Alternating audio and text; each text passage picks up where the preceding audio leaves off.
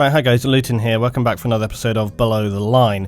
Now, as always, I appreciate you guys watching the whole of the video because they usually run about 20 or 30 minutes of solid discussion and I know you'll enjoy it. If you're new to the channel, this is my ongoing kind of weekly series where I discuss a talking point and you leave your comments down below. Then in part 2 of the video, we look at the previous video's discussion and I select your best comments to feature in the video. So today on Twitter, Valerian, the lead multiplayer designer at DICE, posted some more data information about the Battlefield 5 beta test.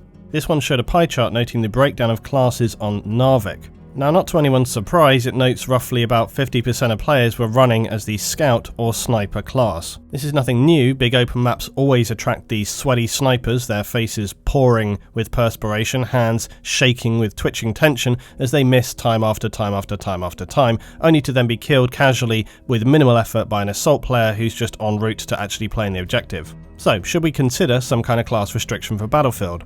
It's something I've talked about on and off, but never seriously because I never thought it's something that DICE would actually consider. With Battlefield 5 though, and its more team play focus as well with the data shown, plus the fact that more and more all I seem to hear is a chorus of people complaining about snipers, I feel it's at least worth a talking point. But when you get into it, it's actually a much more difficult thing than you might imagine. So first off, why should we even consider this? Well, for one, a common complaint I saw from people in Battlefield 5 was that it relied heavily on squad composition because of attrition. A lot of people saying they didn't like playing solo, and yet often people would end up in a squad with 2 or 3 recons, something like this, and that just meant it didn't work for them. Now, this happened to me plenty when I was playing solo, and it meant that I would usually have to re-roll my squad until I found one with a better composition, but sometimes that wasn't even possible. It wouldn't allow me to switch squad, or there weren't squads available, which is a very frustrating thing. And it's certainly true what some have said, that playing solo is never going to be as good as an experience as squadding with friends because of the way some of these changes have happened. However, I wouldn't say it's true that you can't find a decent experience solo. I know that's going to surprise some people, but I myself, when I was playing solo, I found plenty of games where I had decent squad mates, and even got them communicating in chat, believe it or not. Still though, for as many games as I found where I was lucky enough to find this, I am sure plenty of people didn't find anything like this. And I certainly had plenty of rounds as well where I couldn't get into a good squad, the team play was all over the place, so it's not untrue, but it isn't true to say that you can't find good solo play. But honestly, that's not entirely similar to previous Battlefields, BF1, BF4. Whenever you're playing solo, it's pretty fair to say that your gameplay is never going to be as smooth or as supported as when you're playing with 4 or 5 guys who are closely working with you. I mean, that's a pretty obvious statement. So what if we did something more proactive to restrict classes? I don't think you would go for anything like squad or postscriptum where classes only become available once others have been filled in, because whilst I enjoy that system in those games, it's way too heavily restrictive in an arcade fast shooter like Battlefield. I think instead a better option might be something like a class pool, so a sliding scale of quantity for each class. Now, I originally thought maybe you could just set each class to have a specific percentage of your team, but this leaves you with the trouble of balancing from round to round, because maps are going to often dictate a shifting class dependent on the space, the pace, the way that map is played. But what about if you had some maps to allow more of a certain class to encourage a certain style of play on those maps? Possible, but then that's also going to rob you the chance of having different experiences on those maps. You don't want it to just play the same every time because of the way it's balanced out in terms of class. And see, this is the trouble with it. The more you think about class restriction, whilst initially on the surface it seems like a solution to a problem of having half your team being snipers, it really wouldn't be very practical. I don't think it would mean that you still wouldn't have a great variety in terms of gameplay, but it would for sure mean that, for example, if only idiots on your team took sniper as a role and the enemy team had a couple of decent snipers, you wouldn't be able to quickly switch up, counter-snipe them, and then go back to your previous role. Also, sometimes in a game of Battlefield, you want to be able to quickly change role for a while to just push or break a certain position. You might need to reinforce it with a certain class, and then roll back to your more regular class choice. Also, what if you're one of those players who genuinely spends a long time getting really focused with a certain class, and then ends up only being able to play that role half of the time? It'd be pretty frustrating.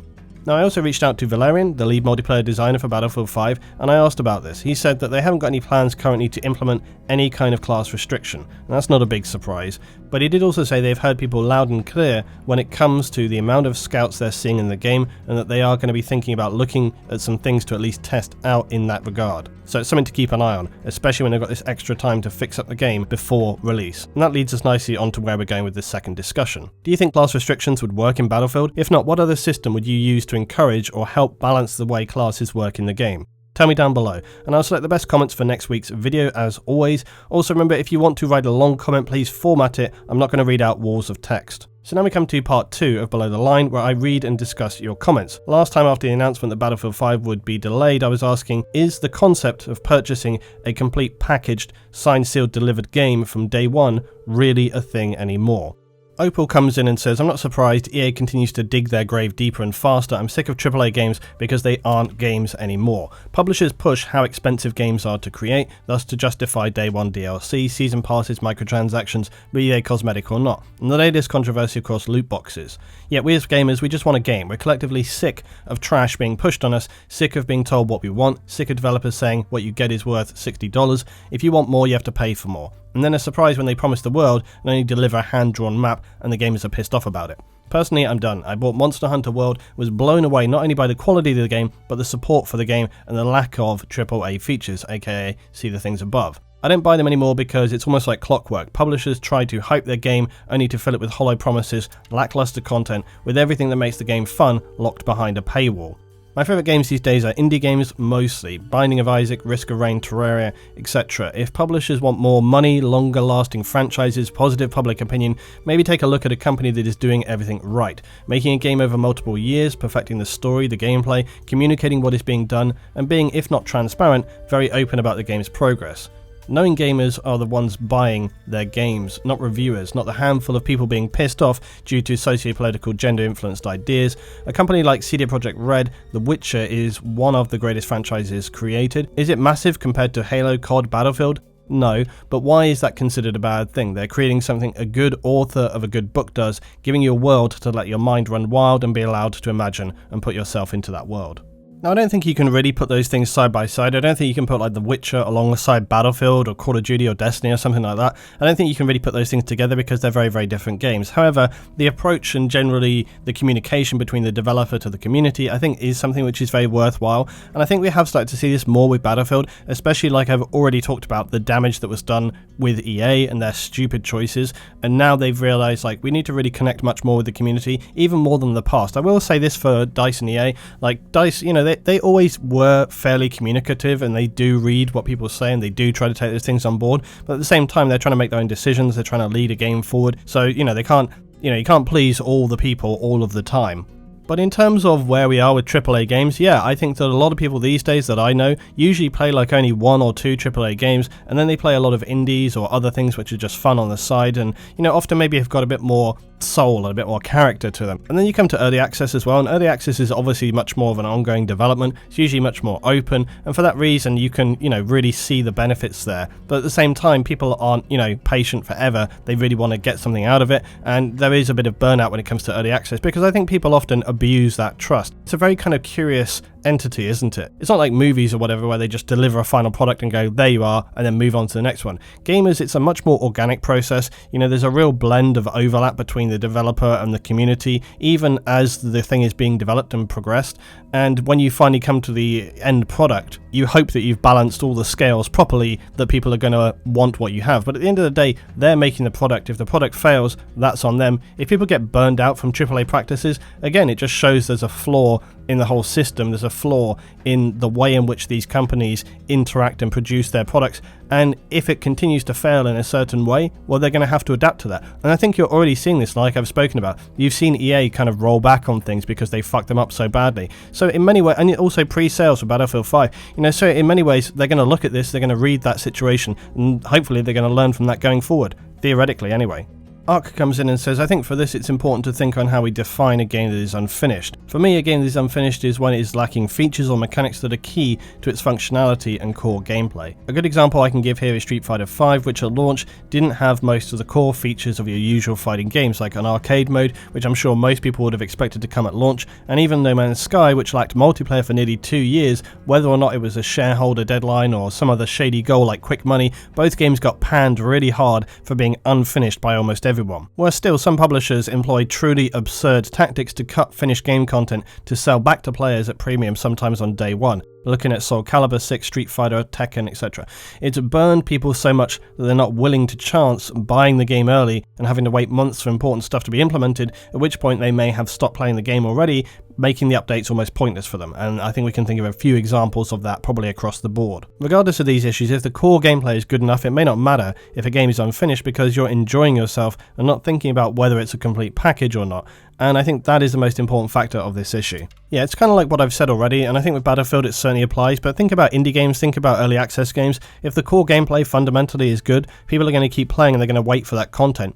It really just depends on your kind of, I guess, outlook in terms of what you as a consumer expect. If you want everything signed, sealed, delivered there on day one, well, I think it's definitely true that that is not a thing anymore. It just doesn't seem to be the case. I think it's more of a hope. It's more like an ambition. It's an ambition to get everything sorted for day one, but sometimes that's not feasible. And now, because they have the platform, the ability to actually, release and patch stuff in later, which of course was never a thing in the past, now they actually have that as an option. It's much more likely that they'll just think, well, you know what, we're going to finish this core element, and that stuff we're just going to put it to one side. Ultimately, again, it just comes back to being a consumer. If a product doesn't seem good enough for you, if it's not up to your standards, then you just don't buy it. It comes back to that thing about worth. It's either worth it to you as a person or not. It's like when people say to me, is this worth X amount of money? Is this game worth this money? Is it worth the selling price? How do I know? All I can tell you is, for me, whether it's worth it or not. But I can't tell you whether it's worth it because your scale of expectation in terms of what you want for your money is probably going to be very different to mine.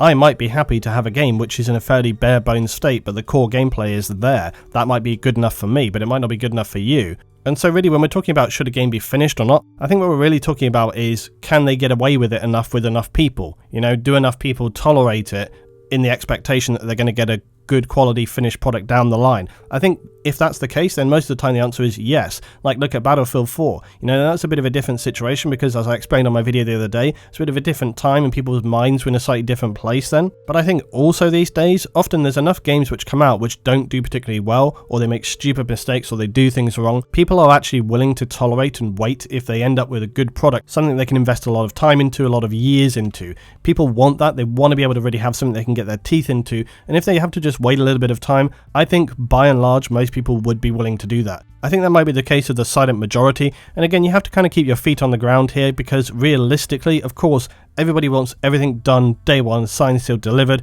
That's what we want. Everybody would love that. But in a realistic world, we just know that isn't how things go. And honestly, basically what you're talking about is, are you willing to accept that and tolerate it or not? If you're not, well then I guess just don't buy, do something else with your money. Rob comes in and says, DICE are bastardizing the concept of a live service. The concept is supposed to mean that the game should be viewed as a constantly evolving one. However, the intent is that the content of the game evolves based on feedback or inspiration. Look at Fortnite. They released the Battle Royale mode almost a year ago. Since then, the game has evolved with the addition of weapons and skins, the introduction of different game modes that are released for a limited time, significant changes to various sections of the map. Changes go weekly to monthly, and much of it is based on community feedback. This gives the sense of a living and breathing game, and even though all these changes have occurred, Fortnite is essentially the same game, the same core features and game mode as the day it was released, only the content has evolved. DICE, however, are not doing this. They are not, or were planning not to, release core features of the game. Co-op, Grand Ops, vehicle customization, Battle Royale. Okay, they're kind of a free pass on Battle Royale since it seems to be a special case, and who knows what else will be missing when the game is released. None of this stuff is content. None of this stuff will have developed as the result of feedback. When those missing features are finally added, it won't feel like a living and breathing game, it will feel like a package that got lost in the mail and finally got delivered. I'm going to be upset at having to wait for it, the mood will be ruined. And as usual, some good points from Rob, especially when it comes to describing the live service and how this stuff is going to be implemented, and definitely the bastardization of that, especially when you talk about, we've had this beta already, there has been talk about a second beta period, and maybe then we will actually see some of these other features that they've been working on coming in there. Again, it really comes back to just what I was saying a minute ago. To a degree, this is a fairly subjective thing, it's an opinion, because to Rob it clearly matters that all of the stuff is there, that you're getting the package that you wanted, you're getting the kind of completed seed project. And I guess I can understand that in terms of what you say in terms of the mood being ruined. You want to feel like you're getting this game itself, not a part of that game, because it's maybe feels a little bit more hollow. And I think years ago maybe I would have felt the same as well, but these days I kind of feel like, provided I get like some core element there which works and functions and actually feels good to play, then I'm okay in terms of things coming along and updating over time. But I do agree that perhaps this description of a live service is not the best description of it, and maybe they should just call it something more like an ongoing development. But I guess they don't want to do that because it's a AAA title, and the idea of having a AAA title which is an ongoing development or not finished in any way, like we're talking about with the whole topic, I guess that reflects badly and has more negative connotations. Biggles gets one of the big comments for the day. The thing that has always bothered me with the recent trend of games touting heaps of game modes and more unlocks and more customization, I'm in no way surprised that games these days are coming out in almost installments. This is by and large an early access characteristic, where games release in a very basic state and more is added in time, which is fine. Anyone who complains about early access games not having a thing that it says it will have right this minute, insert nerd rage grunting, doesn't understand that these games are being developed actively at the time. However, it seems that AAA games are pseudo-adopting this style of release, and because many games are really popular, PUBG, Fortnite, etc., gamers are almost complacent in attitude to it until it's their game that releases without X or X. Battlefield has a very vocal player base and therefore outrage ensues. COD and Battlefield, even Battlefront, didn't really release as a complete game and required massive patches to fix their issues. They're doing the indie thing of releasing an incomplete game without understanding that the reason why those games were released without featuring certain features. I don't think that it's unfair to expect that an established company, no matter who they are, releases a game that the player is justified in expecting it to be a complete game. There is a simple solution to this, and I don't think it's hard to implement. Don't bloat your game. Battlefield has Conquest, and I could almost say I'd put money on this by saying that if Battlefield only released with Conquest game modes, that it would sell just as well, without the bloat and wasted effort on random game modes that nobody plays. Now, in order to keep innovation going, maybe only release one different and well thought out mode to test the waters. That's how we got Rush, and when Rush is on a decent map with the right player count, it's a blast. Things like Battle Royale, or if you're going to go for an esport focused mode, make it for a separate purchasable mode and game that then people will either buy or they won't. This way game releases on time to its core audience and with a focused effort on the core game. Now he goes on to emphasise about the bloating comment with all the modes. I haven't actually gone back and counted these up, so I'm just going to assume these are correct. Feel free to point out if they are not. Battlefield 2 2 modes, Battlefield 2142 4 modes, Bad Company 2 5 modes, Battlefield 3 14 modes, Battlefield 4 13 modes, Battlefield Hardline 10 modes, Battlefield 1 11 modes, and Battlefield 5 7 proposed and confirmed as of August. Conquest and Rush are pretty much all you need. Change my mind. I'm okay with evolution upon these two like Conquest, Assault, etc. The talk about bloat is one which has been going on for quite some time now, and I think it's definitely true. I think sometimes when you can have too much going on, it becomes more difficult to really get down and focused on one thing, and maybe that hasn't actually helped the way in which the community has developed, again, because of fragmentation. And fragmentation, splitting of the community, is definitely a whole other topic that you can bring into, and that bleeds into loads of different things, whether it comes to team play, or the amount of people playing, or the value and worth of DLC, and that theoretically is one positive when it comes to this idea of a live service or something that's just ongoing, because then you're not going to have this fragmentation of community, and that's something that people have been wanting for a long time, for people to be able to come in and actually experience all of the content together. So I think there's a lot of things that were said that were right there, but at the same time you have to try and look at both sides of the coin. And I think that even though maybe this concept of a kind of live ongoing service and adding in loads and loads of different things, loads of different modes, look, different modes can be fun, and you don't need to have thousands of people playing different modes in order to enjoy them. You could have like 100 people, and if you fill up a couple of servers, like for example Chainlink is one of my favorite game modes, and so is Domination. I love Domination because when I don't want to be playing on a large scale with Conquest, I can still get in and get that really gritty gunplay in on the ground, really focused gunplay. Chainlink is again like Domination but just a little bit more tactical. I really love those game modes. I want to see those game modes back. So I think, yeah, of course you want to have the core game modes in there like Conquest and stuff like this, but I do think there is a place for those modes, and I don't think it really harms the overall community in order to have them. So that's what I'd say in terms of change your mind. AOI, don't know the pronunciation on this one. I think that game devs use live service games as an excuse to release raw and unpolished games, which is constituting a cut of content, poor balancing and watered down gameplay. They use this to get a game into a playable state for release, and then put in additional man hours post-release to please the community after the initial pre-orders and sales have begun dwindling from a lack of hype and community enthusiasm in the game. For example, Destiny 1 and Destiny 2 were heavily lacking content initially and the game was not worth £45, but by the end of Destiny 1's lifecycle I was able to excuse the initial lacking content and accept the initial investment and the further £100 or whatever in DLC. There are other games that have done the live service model, just like Rainbow Six Siege after releasing, that gamers and their communities are very vocal about the games that they thoroughly enjoy, so I hope that eventually Battlefield 5 can overcome these initial growing pains, and with community feedback, eventually mould into a game both casual and veteran players alike can enjoy. So yeah, what I thought was going to be initially a very cynical comment actually ended up being pretty solid there. Because yeah, it's true. I think that is where they're going with this. And again, like I said very early on, it's pretty much down to you. It depends on what you consider to be acceptable. But is this sense of, there are no games which are a finished product anymore? That was the question we were asking. I think probably, yeah. I think there are very, very few, especially when it comes to massive multiplayer titles that are released in a finished state.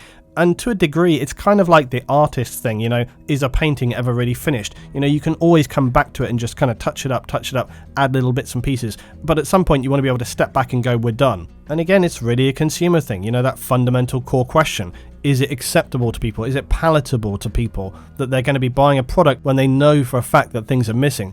I mean, arguably, at least they're being fairly upfront about it. It's not like they're hiding things. They're saying, well, this is going to be in there, this is going to be in there, and then people can make a decision based off of that. They are enabling people to make a choice as a consumer on whether they think it's acceptable that some of these things will not be in there. And then to finish today, guys, a short little comment from AJ who says, I think the days of releasing games in a completely finished state are gone, or very nearly gone, mainly due to the concept of early access games, I would say, having happened. Far too many people are willing to pay for early access games, and games publishers aren't blind. They see this and realize they can release their games earlier. Gamers will still pay and just wait for expect day one or week one patches and further patches down the road. Ladies and gents, I give you the future of gaming. Now, whilst there might be some good sentiment there, I can't really agree fully that early access games are the cause of games being released in an unfinished state. I will, however, say though that I do agree that things are changing and going on, and it's a very fluid environment, and that yeah, I think that by and large, of course, developers are aware of trends and other things that are happening with games. And sure, like I said before, as consumers, maybe what they are doing is reading that, yeah, people are more tolerable. They do tolerate more that titles don't have to maybe be completely finished at release, and that people understand that they can be patched out. And when it comes specifically to Battlefield, because basically that's what we were talking about, you can look back at other Battlefield titles. I'm going to say specifically Battlefield 4, which had tons and tons and tons of updates, loads of changes, loads of kind of work in progress things happening with that, and people were fairly forgiving. People even fairly applaud that and say like, wow, they did such a good job of staying committed and bringing the game to where it needed to be. But when they tell people, hey, Battlefield 5 isn't going to be really there for release, we're doing the best we can, we're going to delay it, we're going to get the core stuff in, and then we're going to work on that stuff later, people freak out about it. Which seems a weird thing to me, because you would think if they sort of looked at the past and actually, learned from history and looked at DICE as a company and how they have, supported not just Battlefield 4, but also Battlefield 1, I guess, in terms of working through and continually refining those games, you think people would say, well, hey, DICE as a company, we see that they do continue to work on their projects. We should have faith that that stuff, even though it's not going to maybe be there, will be implemented. However, I suppose, you could look at Hardline and how some of the stuff that they said initially was going to be there day one was not, and people raged about that. I'm thinking specifically about the weapon bench features for Hardline. That was something people were very, very unhappy about. So all in all, it's a bit of a mixed bag, isn't it? I guess, the way that games are being developed and pushed out is constantly changing. Early access projects have a very specific reason why they are rolled out over time, and it's usually because they have small teams of people with not a huge budget, and that's why stuff gets rolled out over time, because as more people buy into the game, that should be enabling them to continue to work on the project. That's the whole kind of model for early access games. So I think sometimes when people rage about stuff not being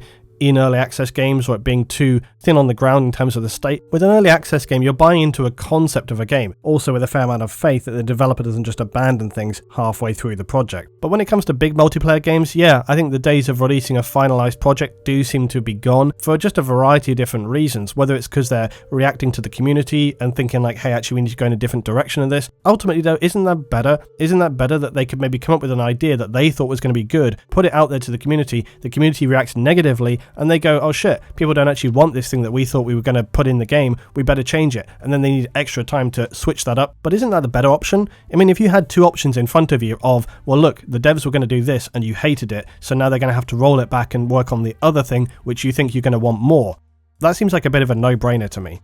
So as always guys, thank you very much indeed for watching Below the Line. If you watched the whole video, say so in the comments, I'll drop you a little like. Thanks as always for all of your support recently, and more content coming up very, very soon. Thanks for watching, I'll see you next time.